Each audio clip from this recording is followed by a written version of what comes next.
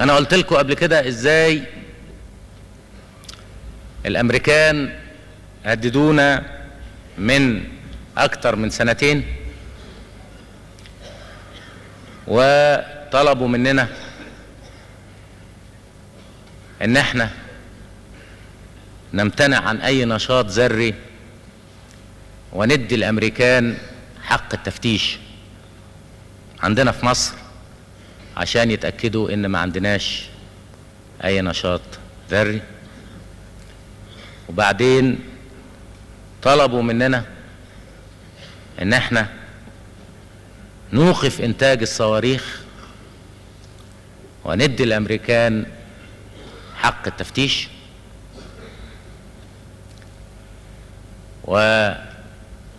وبعدين نوقف اي زيادة في الجيش المصري. واحنا رفضنا هذا الكلام بالكامل،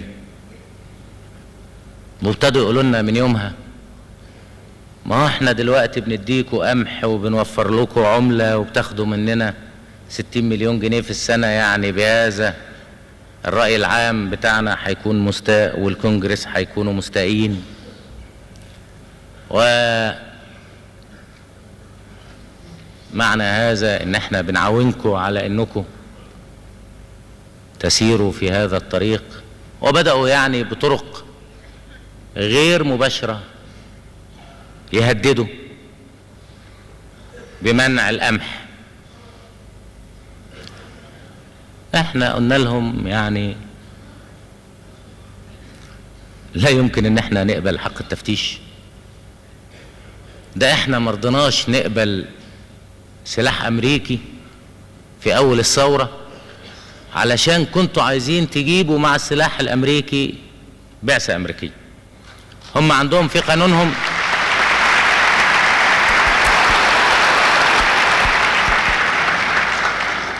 قانونهم ان اذا ادوا سلاح امريكي معونة لازم يدوا بعثة امريكية عشان تدرب على السلاح. في سنة 53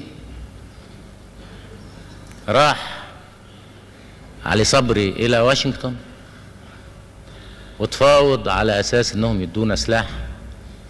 وافقوا يدونا سلاح، ولكن اشترطوا انهم يدونا بعثة امريكية علشان تدربنا على تفتيش على استخدام السلاح.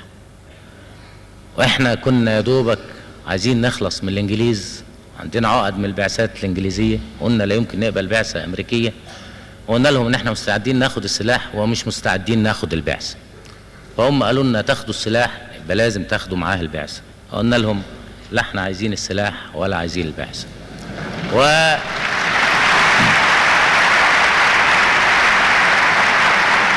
وده كان في سنة 53.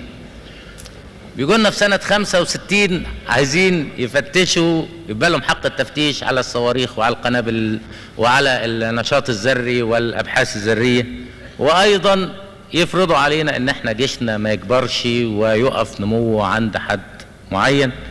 طبعا بعد كده قالوا لنا انهم بيطالبوا تاني بهذا الموضوع، اما قلنا لهم احنا متأسفين لا يمكن ان نقبل هذا الكلام.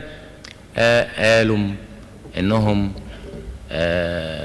سيعملوا بكل الوسائل حتى لا يحدث خلل في ميزان السلاح، ميزان التسلح في هذه المنطقة من العالم، وانهم معنى هذا انهم هيدوا اسرائيل اسلحة، وما كانوش موردين لاسرائيل بالاسلحة.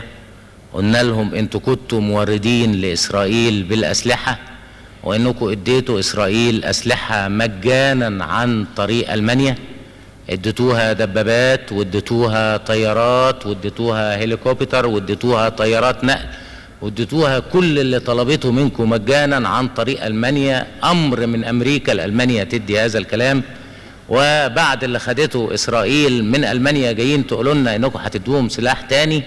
وقلنا لهم والله اذا اديتوا اسرائيل اسلحة احنا هنشتري أسلحة ولا نقبل بأي حال من الأحوال إن إسرائيل يكون لها التفوق.